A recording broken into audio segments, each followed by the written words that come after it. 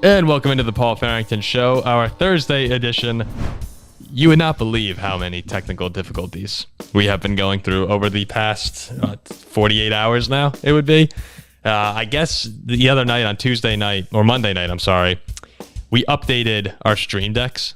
And for some reason, when we updated OBS, everything got thrown out of whack. We did a show, and it was a really good show. And unfortunately, none of the audio recorded. So I went to edit it on Monday night, and you couldn't hear a word. So we were like, what the hell? It was one of our, I said right after we got off, wow, we were just on that night.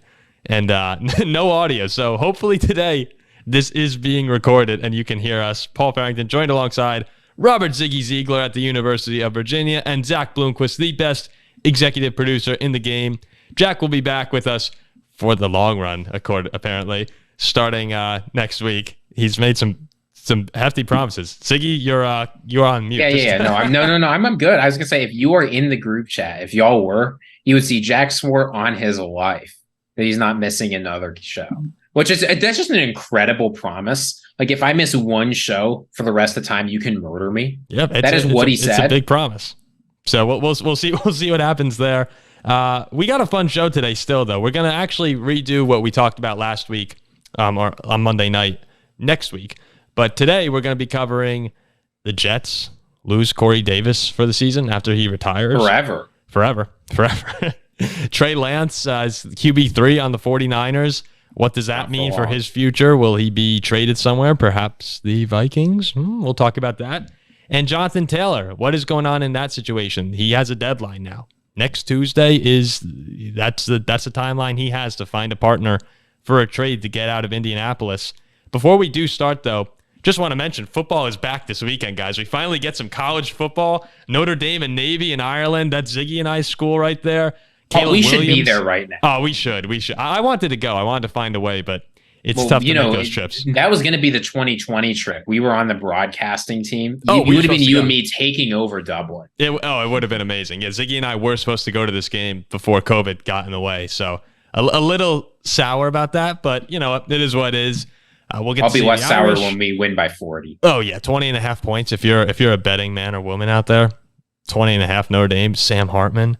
We finally have a quarterback. Yeah, and if we lose this game, you might not see a podcast next week, or you will see a very, very sad podcast. You might not see me on this podcast again. I might quit watching football. It might just be Jack going forward.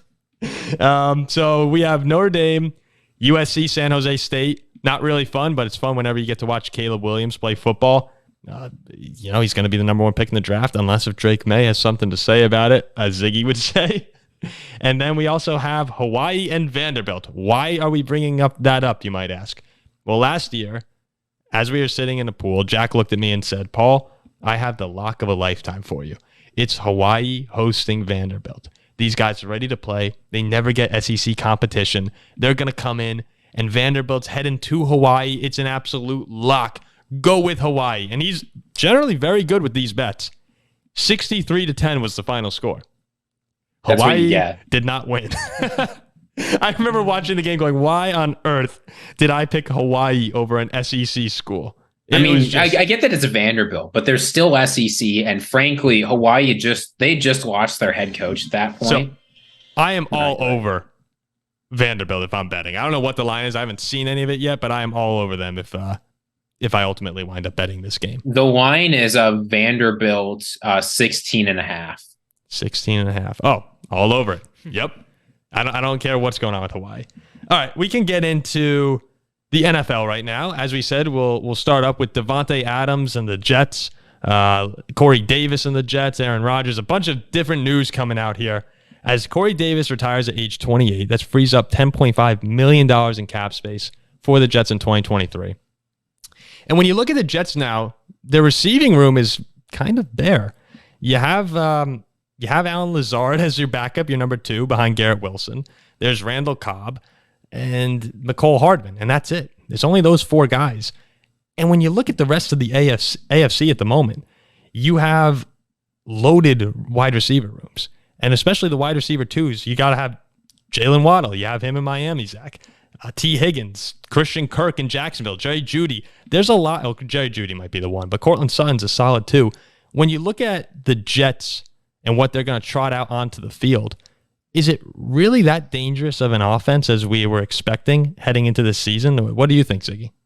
I mean, it seems to the casual football fan, I think it'll seem weird that like Corey Davis is supposedly the guy who's going to make all the difference here. But the thing is in the NFL, especially when you don't have a great offensive line, you want receivers that can win early and fast. And Corey Davis was a strong wide receiver 3. Those guys aren't the stars of your team, right? But they're guys who can contribute and they make a passing game work. It means that if you double up Garrett Wilson, Corey Davis is the kind of guy who has a chance of getting open. But now, I mean, we've seen Allen Lazard's already hurt. He's had difficulties of injury before. Tight end's not bailing them out, right? It's like Tyler Conklin. And CJ Uzomah. They're both suited, in my opinion, better as tight end 2s on a team. Even though Conklin's talented. Yeah, but they're not like the superstars, right? It's not like your Kyle Pitts or your Travis Kelce who can bail you out. Mm-hmm. So as good as Aaron Rodgers is, when you've got a bad offensive line, and there's a real chance that at some point they have to trot out Wilson, Hardman, and Cobb, you have to worry a little bit about the ability of their wide receivers to compete. Yeah, and Cobb is 33 years old right now. That signing seemed to be more to appease Aaron Rodgers than actually help the Jets, in my view. Well, it's Cobb or Jason Brownlee. So, yeah, it's just not a great situation for the Jets, and that is really kind of vamped up rumors now, especially around here in New York. How can they address this? I mentioned it at the top.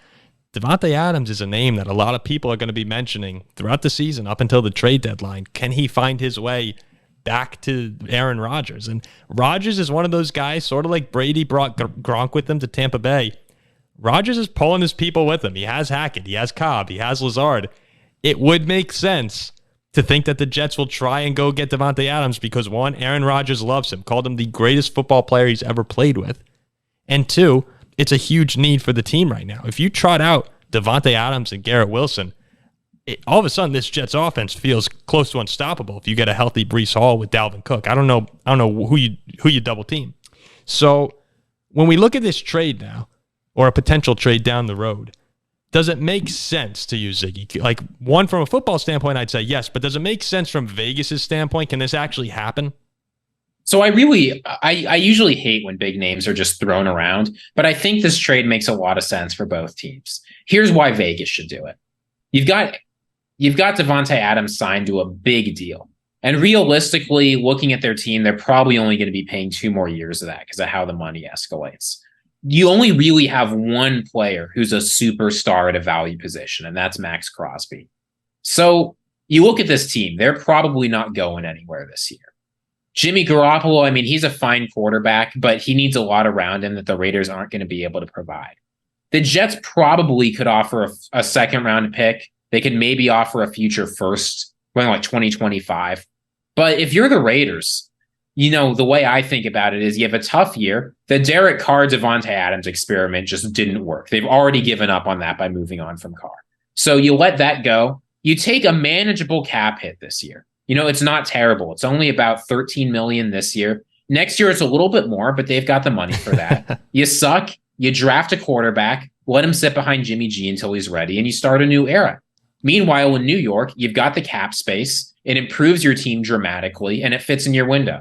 Do the Raiders have a chance at a playoff spot? I know we talked about this a few weeks ago, but keeping Davante Adams, could Vegas actually compete for the 7 seed in the AFC, do you think? Could they? Yes. They probably will. They probably not. I mean, you look at like the AFC standings, right? And you've got the AFC North, right? Realistically, all 4 of those teams want a playoff spot, and the Steelers, the Browns, the Ravens, and the Bengals. You look at the AFC East, at least 3 of those teams want a playoff spot, right? The Jets, the Bills, the Dolphins, and, you know, the Patriots, you can never count them out. Patriots have looked okay in the preseason. You look at the AFC West, you've got the Chiefs, the Chargers, the Broncos, and the Raiders. In the AFC South, probably only one of those teams makes it. But you're looking at almost every single team in the AFC as playoff aspirations. The Raiders aren't better than a whole lot of them. The defense is not good. The offense will struggle with or without Adams. I think it makes a lot of sense to blow it up. The first cap hit would be 2023 this year? Yeah, so basically how this works, trading Davante Adams. I'm pulling up the numbers here. But it's a post-June 1 trade. What does that mean? Well, basically, it means they're splitting things between 2 years. So this year, the dead cap hit would only be $8 million. They'd actually be saving $6 million against the cap. And then you look at what they've guaranteed him. Realistically, it's only going to be about $20 million next year. Now, that sounds like quite a bit. And I get $20 million in dead cap's not good, but they've got 40 next year. They could easily generate another 10 or 20, and they'd be getting Davante Adams functionally off the books. They can do it from a cap standpoint. The Jets, with this extra money freed up in Corey Davis, can easily do it too. It makes a lot of sense to me. Okay, so yeah, if they were to trade Davante Adams, you're talking about likely at least 2 years of big-time rebuilding for Vegas. But when you look at the landscape of the AFC at the moment, that might not be the worst option in the world because it's just really competitive right now. And like you said, Max Crosby is the only building block that they have. So start fresh. Yeah, you're going to eat a lot of a dead cap, but it might ultimately be beneficial for you in 3-4 years as a program. So, all right, the Jets could wind up making a move there. And man, it would be exciting around here if Davante Adams joined. I don't like really when the Jets and Giants are that good up to a certain point, but it definitely livens things up here in Northeast New Jersey. So we'll see. Well, I have to pay attention to that as the year goes on. If I had to put you on the spot right now, Ziggy, and Zach, you too, if you want to make this prediction, will Davante Adams be wearing green at some point in 2023 for the Jets? For the Jets. I don't want to find some loophole here. I'd give it about a 45% credence, which I think that's actually really high. I think this trade makes a lot of sense for both sides. I think the Jets are going to be aggressive. I think Aaron Rodgers is going to push it. And think about it this way if you're the Jets. This is why I really think it's going to happen. Your goal is to get Aaron Rodgers to stick around for as many years as possible, right? I think you want for 2. Ideally, I think you want 2 real shots at the Super Bowl. You're hoping for 2. You can easily expect 2. 3 is not out of the question. I mean, that'd be a lot, but it's not impossible. I think that Davante Adams helps them keep Rodgers around. It helps them keep him happy. And it gives them, as we talked about, a weapon they really need. Right? This Jets team has no time to waste. They don't have to worry about the future. They don't have to worry about their 2025 draft picks. They need to win now. Yeah. And you know what? Winning now, getting Davante Adams, that's exactly what you're trying to do. Let's talk about Trey Lance for a second. He was, I guess you could say, demoted, but he's the quarterback 3 now for the San Francisco 49ers.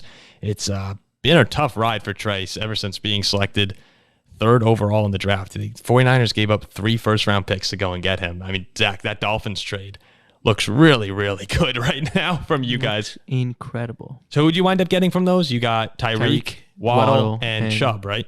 Chubb, yep. Wow, just a really, really impressive haul for Miami there. And you know what? Maybe Trey Lance comes to Miami. If Tua doesn't play good this year, can you imagine you wind up getting... We trade. He knows Mike McDaniels. He knows McDaniels from the year he was there. Tua will be fine. So with Trey Lance now as QB3, Sam Darnold QB2 in San Francisco, that opens the door to potential trade options that the 49ers could look at to get rid of Lance. He will get traded. Yes, he will. So one of those teams that a lot of people are talking about, the hometown team for Trey Lance, is the Minnesota Vikings, our Minnesota Vikings. And everyone's been asking me today, would you want to go after him?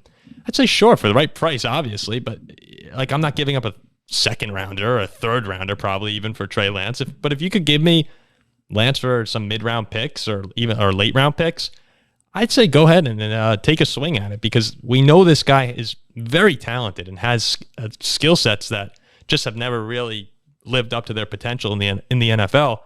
But kind of like Zach Wilson now, who's behind Aaron Rodgers, I say why give up on these highly touted prospects and draft picks when you know that there's talent in there and maybe you could get something out of it. I'm totally fine with the Vikings taking a shot at Lance as long as it's reasonable. Would you agree with that, Ziggy? Yeah, I mean, I think I'm probably higher on Trey Lance than you for the following reason. What was the problem with Trey Lance when he was drafted? People said, okay, well, this guy, he's got a lot of potential. He's bright. He's hardworking. He's got a lot of physical talents, but he needs real playing time, right? He only threw 318 passes in college. He started really 1 season, played 16 games, and then an exhibition game against Central Arkansas. So you thought, okay, he'll go to a team where he'll get some experience, he'll get some playing time, and he'll develop. Goes to the 49ers. Already not a great fit. Attempts 102 total passes starting 4 games over 3 years. 2 years, excuse me. No, it's been 2 years, right? He's been in the NFL. He was the 2021 draft. There was 2022. We're entering 2023. So he's gotten basically no playing time for the guy whose biggest knock as a prospect was he needs playing time. Now, am I giving up a first rounder for him? No. But there's still a lot to like about him, even though he hasn't shown a whole lot. And if I'm a team like the Minnesota Vikings, I mean, look at the situation they backed themselves into. They're not going to have an early pick to get Caleb Williams or Drake May or something like that. Kirk Cousins is out the door, and I'm not sure they want to hand him a big extension. Good. Here, let me be more careful. Yeah. He is a free agent next year, and they don't seem like they want to hand him a big extension. You certainly don't want to be held hostage to Kirk Cousins, right? We've seen how that plays out over and over and over again. Trey Lance gives you an option. You give him some playing time. Maybe he turns out to be something. Maybe he doesn't. But if it's only a 3rd round pick, so you would trade a 3rd round pick for Trey? Absolutely. Look, you can talk me into it, but I would not go higher than that for sure. He is a talent. He is a physically talented, hardworking quarterback who we haven't seen a lot of. I get that, like, the trade's more likely to fail than not, but the upside at quarterback, plus the fact that you at least have some direction in 2024. You play him. If he stinks, you take the best quarterback available. If he's good, I mean, you've got your guy. Like, I think it just makes sense for a team like the Vikings to get him, and there will be bidding for Trey Lance. 49ers will want a second. I'm not sure they're going to be able to get that, but it could be a 3rd. I mean, look, when the Vikings have been spending 3rd round picks on guys like Ed Ingram, who were in the running to allow the most pressures in the history of football at the guard position last year, yeah, maybe trading a 3rd for a potential franchise quarterback, if it works out, wouldn't be the worst decision in the world. With Kirk, do you expect him to get a 2-year? Let's say he comes back to Minnesota. Would you say that's a 1 or 2 year deal? I think he'll want 1 or 2 years. Well, yeah, it's not going to be long. I know that the Vikings, the point of contention in this past offseason was the 2025 season for Kirk. So I'd imagine it would be 1 or 2. 1 would be great for the Vikings, but I'd imagine Kirk is going to try and get 2 there. And yeah, getting Trey Lance behind him. If he wants to, we franchise tag him and say deal with it, dude. Yeah, franchise tag Kirk again, back to his, we go full circle back to Washington now. And that would be great for the Vikings to have him on a 1-year deal, get Lance a little more playing time and see what happens. I like the Ed Ingram point you brought up, because this is sort of a weird thing about quarterbacks, right? Because quarterbacks get a lot of media attention, a lot of hype, but like missing on a quarterback, even in like the 2nd or 3rd round, gets a lot of attention. Missing on, say, like a guard just doesn't. And I think this is super weird. No, you're right. But I thought you brought up a great point right before the show started about the leash that. And now Kyle Shanahan and John Lynch have been great. You can't ignore the success that the 49ers have had over the past few seasons. And he's Shanahan's one of the best coaches in football. But you brought up a great point when you said the miss on Lance is one of the worst trades right now, especially if they wind up dealing him. I can't remember a deal that bad in a long time where you've spent 3 first-round picks and the guy played, 6 games last season? 7 games? I don't even know if it was that. No, you don't. He started 4 games for them. Yeah, so if ultimately we're looking at one of the worst deals maybe in the history of football. Well, it depends on how you look at it. Oh. If you look at it from the Miami standpoint, the greatest deal ever made. Oh, yes, but it's kind of has a little bit of that Herschel Walker vibe to it with the Vikings giving up everything and starting the dynasty for Dallas. Unfortunately for your Dolphins, they haven't started quite the dynasty with that. Very good pieces added. But can you go on about that, Ziggy? Yeah, well, so again, just to compare this, Ryan Leaf was an immediate fan-out bust, right? Yeah. He started 21 games in his career, 18 in San Diego. He wasn't very good, but he missed a year due to injury. That was tough. When I said 4 games Trey Lance started, I didn't mean 4 games last year. I meant 4 games total. He will complete, assuming he gets traded, 56 passes for them, 5 touchdowns, right? Less than 800 yards. The trade was a disaster. And you'd think if your quarterback and your GM stake 3 first-round picks on a prospect and he completely whiffs that badly, you'd be fired.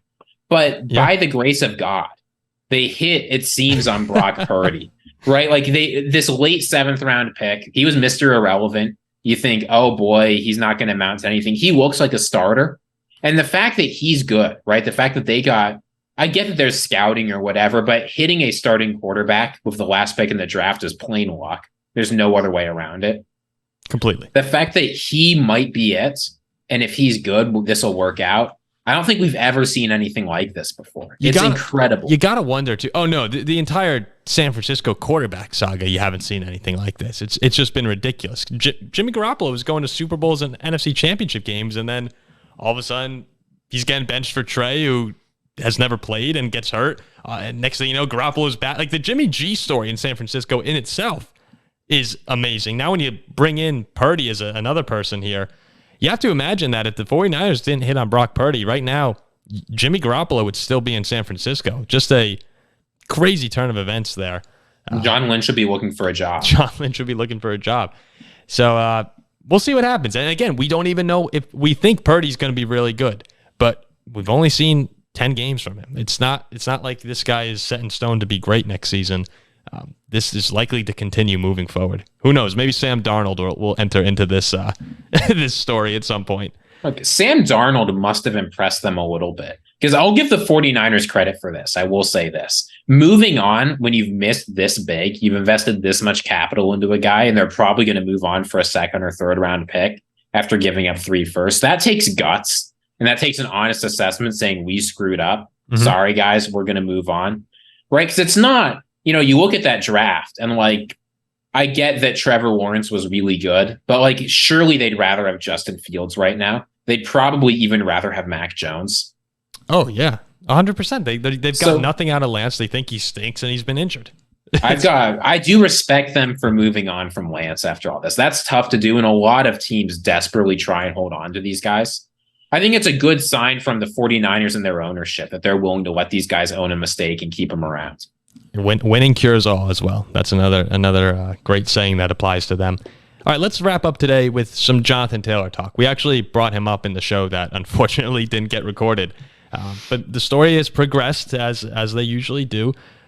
Taylor, as I said before, now has the Tuesday deadline to find a trade partner, and at the moment it appears 6 teams have inquired and 2 teams have sent offers, one of which being your Miami Dolphins. Zach, first off, are you happy about that? You sounded like you didn't want Taylor last time we spoke. Yeah, to me, it's just like, what do we give up? Mm-hmm. Like, are we giving up another first round?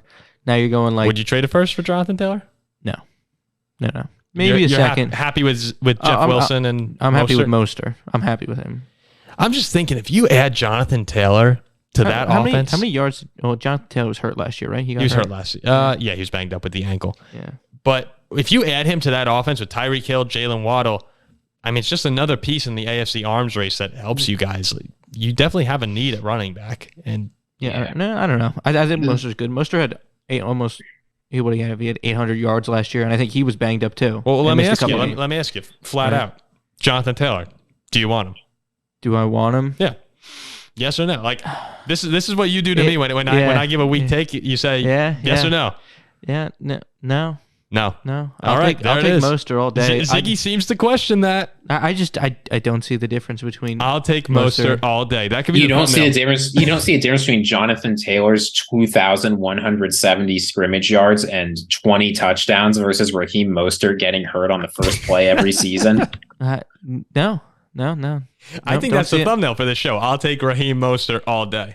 Yeah, Raheem Mostert had his best season ever last year. He put up 890 yards. Jonathan Taylor had his worst season ever last year. He put up 860. How many games did they both miss? Raheem Mostert started 14. Taylor started 11. Taylor put up 143. I mean, look, wait. Before anyone gets confused, I don't think anyone here is arguing that Raheem Mostert is better than Jonathan Taylor. I mean, I don't think Raheem Mostert is a good enough player to justify missing on Taylor. Taylor, when he's been healthy, like even if you combine 2021, 2022, when he was hurt last year, he's one of the most efficient running backs. He's one of the only ones that consistently generates value, even on advanced statistics. Like, Jonathan Taylor is an excellent player. He breaks the mold at running back. You can look at this basically any way you want. He adds value. Now, people are worried about him because you've got to hand him a big contract, right? It's not just having to give up your second or third round pick, which I think the Colts will take for him. It's the fact that you've got to sign him to a big deal, but you don't necessarily have to. Right? Look how the Chiefs handled Orlando Brown Jr. They gave a first round pick for him. They franchise tagged him, and then they said, all right, walk and find your money. Yeah, but Miami, if you're a Dolphins fan, if you're anyone associated with the Dolphins, you don't want to give up a first round pick and then see Jonathan Taylor. It wouldn't be a first, it'd be a second. Yeah. Even a second. I mean, remember when the Vikings traded for Yannick Ngakoue and immediately trade? Like, when you don't get value out of these guys, look, if the Dolphins win the Super Bowl, that's awesome. But if they go to, let's say, even the divisional round and then don't pay Taylor, you'd have to imagine they'd give him a bigger contract. I can't see them trading for him. Yeah, we always give him contract. We did it with Chubb. We did it with Hill. But still, those guys play premium positions. I just can't imagine them getting Jonathan Taylor. He's 23 or 24 years old 24. Right now. You can give him. I feel like that's also the difference between what you're saying about Orlando Brown and Jonathan Taylor. Like, how old is Orlando Brown? Right? He's not old. 26, 27. When the Chiefs traded for him, he was 25. 25. So we're talking a year or two, but he also plays tackle, so his career is a little longer. I do think that this could, like, if you when you were talking about getting Dalvin Cook, he's a little bit older, especially for running backs, 27, going to 28 soon. I'm fine with you guys getting Taylor. There are a couple of other teams that are interested. The Eagles are heavily pursuing him, or very aggressive. That's what the reports are saying. Does it make sense for Philadelphia to be in this hot of pursuit of Taylor when they have already DeAndre Swift, Rashad Penny, and Kenneth Gainwell right now? It feels like, he could be special behind that offensive line, but it feels like maybe it's not needed for that team. Yeah, so this is what puzzled me, is like when I looked at this Eagles roster, I assumed they were just leaning into the committee trend, right? I mean, Miles Sanders left and he was a workhorse. He did better than people think, but he wasn't an elite guy like Taylor. You got DeAndre Swift, you got Kenny Gainwell, you got Rashad Penny, you got Boston Scott. Like, those four guys, you put Stash Scott on your practice squad. Actually, he signed a bigger deal than that. But you can work those guys and get production, right? I don't understand why they're suddenly they feel like they need a star. You've got your star quarterback and he can run. You've got your star wide receivers. You've got your star offensive line. You have everything you need for a group of average quarterbacks to succeed. It just doesn't make sense to me to go out and try and trade for Jonathan Taylor, give up draft capital, give a big salary, right? It's different than the Dolphins. I don't trust the running backs that they've got. I don't trust their offensive line the same way I trust the Eagles. I don't trust their quarterback the same way. The Eagles have everything they need. And I like DeAndre Swift. I'm not sure what's going on with him right now, but a season ago, we were talking about him when we talk fantasy football as a first or second round pick. This guy has a ton of talent. And, I was listening to someone on the Eagles the other day saying he's been in training camp. It looks great. He's a good runner and a good pass catcher out of the backfield. I'm not sure what now. Howie Roseman in Philadelphia, I don't want to question them because they've been absolutely money the past few years. People were at their necks at one point, and now the exact opposite. They are nailing draft picks left and right. They seem to do everything right. So all they do is pick Georgia. So yeah, but even trading for Swift, I thought was a great move on their end.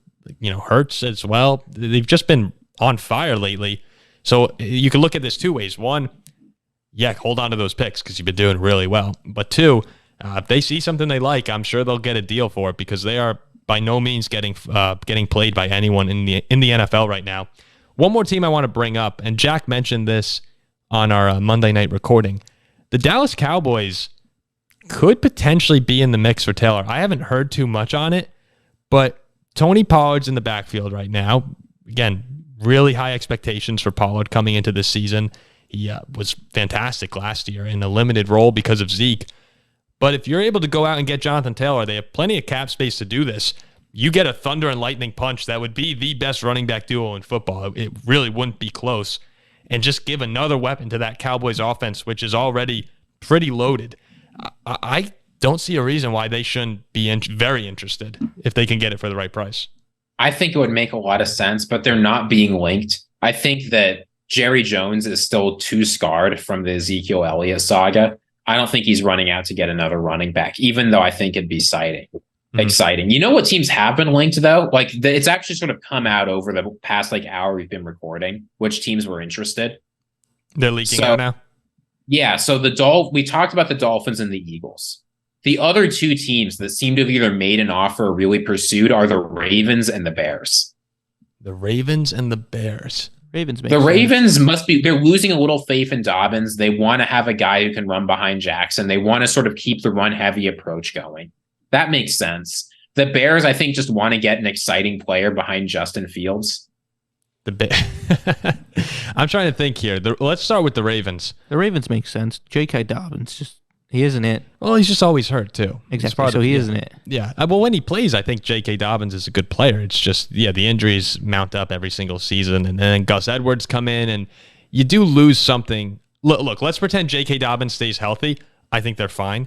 But if he gets hurt like he has been, that offense definitely takes a step back with Gus Edwards or whoever else has been filling in recently. Gus the Bus? Gus is okay, but Justice Hill, Melvin Gordon. It's not the same explosiveness. And when you compare a really dominant rusher with Lamar Jackson, talk about an offense that takes a step forward with the new weapons they added on the outside. I mean, that Ravens offense could be a ton of fun to watch. And Taylor can catch passes really well. Yeah, no, I would love to see that. Look, not for fantasy, because I just drafted J.K. Dobbins. He's my RB2. So I do not want... This would be a Paul thing to happen it'd be fantasy. Horrible. Well, Terry McLaurin's already heard it. Yeah, it'd be a disaster. The other team you mentioned, the Bears now. I'd be okay with it. Who is there starting? Khalil Herbert's there, but they have a committee right now. Yeah, so it's going to be Herbert, Dante Foreman, and depending on how things go, I mean, Roschon Johnson has impressed a lot of people. Yep, I don't think he'll be starting. But, I mean, you look at the Bears, their offense needs to take a huge step forward. Right, they're also trying the Yannick Ngakoue experience on defense. I think they'll find themselves disappointed. But, like, the offensive line, hopefully it's improved. The receivers are definitely improved. Cole Kmet, you hope he takes a step forward. Fields takes a step forward. But favorite tight end, Cole Kmet. Last year he burned me, and he's not soft like Trey Burton. But I mean, surely, Khalil Herbert is an exciting player. Don't get me wrong. But again, like we talked about this with the Ravens, Jonathan Taylor is so much better than these guys. He's a huge upgrade. It does feel like he's being undervalued by so many people in the media, just random fans. People are forgetting, because of last season, this guy's really good. And I think the whole running back market taking a hit like it has this offseason has led a lot of people to devalue the position as a whole. But then when you're looking at your team, I mean, gosh, when you have a good running back, it changes your offense. I don't know why everyone's just dismissing it right now. And he's 20. Where would Jonathan Taylor have been drafted this year if you put Jonathan Taylor in the draft? Bijan Robinson was, 7 to Atlanta? Rookie Jonathan Taylor? No, let's say right now you get 23. I believe he's 23 or 24. You get current Jonathan Taylor inserted into the NFL draft. And I understand that it's different because of the rookie contract and everything. No, give him the rookie contract. He's going late first, early second, easily, maybe even earlier. Look, if you put current Jonathan Taylor, I think he goes before Jahmyr Gibbs. I mean, you look at so here's the number everybody likes, right? EPA per play or EPA per attempt, really. Expected points added. This is the analytical stat everyone uses to undervalue running backs. 2021 Jonathan Taylor, both total and against stacked boxes, had the best season of any running back from 2015 to 2021. Yeah. So he had a bad year last year. But this is a guy, and you look at some of the other guys on this list, right? 2018 Melvin Gordon, 2020 Aaron Jones, 2019 Alvin Kamara, and he smoked all of them. No, he's a difference maker, and people just aren't remembering that. It's weird. The thing about running backs is you say there's so many good ones, you can just get a replacement. There are not many great ones, and Jonathan Taylor is a great player. Yep. That's the whole argument we've been making on this, or some of us have been making on this show. We don't know. We haven't seen him behind a bad offensive running line. He's right. There are good running backs, but Taylor's... Oh, are you kidding me right now, man? So you say this, right? Go to 2021 against stacked boxes. Jonathan Taylor's averaging 0.2 EPA per play. Who was number 2? Nyheim Hines. Bills traded for him. He was negative 0.15. So that's difference of 0.35 EPA per play. Taylor was way better than anyone else on the team with that offensive line. So you can't say that it was just the offensive line. He did better than everyone by a lot. You have the best guard in the league. Zach comes in and he did better than everyone else by. It doesn't matter, right? Other guys in the same situation. They're stacking the box if against you the get best Jonathan Taylor, you'll be excited. You'll be so happy. Look, I'll be excited, right? I'll be excited, but it's like, was it worth dropping another second round draft pick? We'll say second round. Well, I guess. Why didn't you guys have a first rounder this year? Well, that's right. You had the boat cheating thing. Yeah. Of course, we had the boat cheating thing, the Brady thing. But like, I don't know. Is it worth losing another second round pick plus paying him? No, I'd just rather keep Mostert. All right. Mostert, Jeff Wilson. Just keep the committee. Hey, we'll see. I know if you get Jonathan Taylor, we're going to get a message that says, "Let's go, Taylor." Yeah, I'll be like, all right, let's go, Taylor. Maybe that's Super Bowl season. Fan, maybe that's what it'll be. Yeah, like I'm not going to be mad that we got maybe the best running back in the league, right? Who's going to be mad at that? Fair, very fair. Well, all right, that will do it for this episode. Next week, we will be running back the show that we unfortunately lost. It'll be fun. It's AFC and NFC North.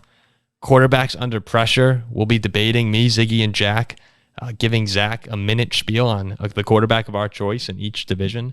Who's under the most pressure? Zach picks the winner.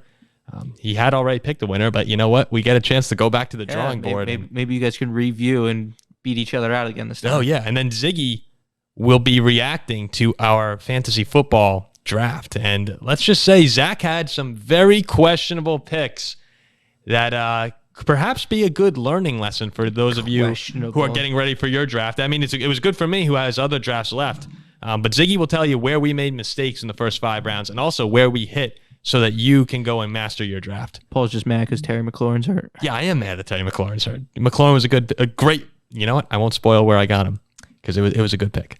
All right, we will see you next Tuesday for Paul, Ziggy, and Zach. 2 Z's, look at that.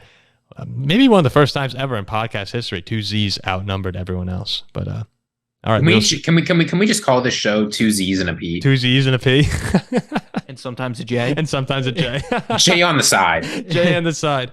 All right, we will see you next Tuesday. Jack will be here. A lot's on the line. See ya.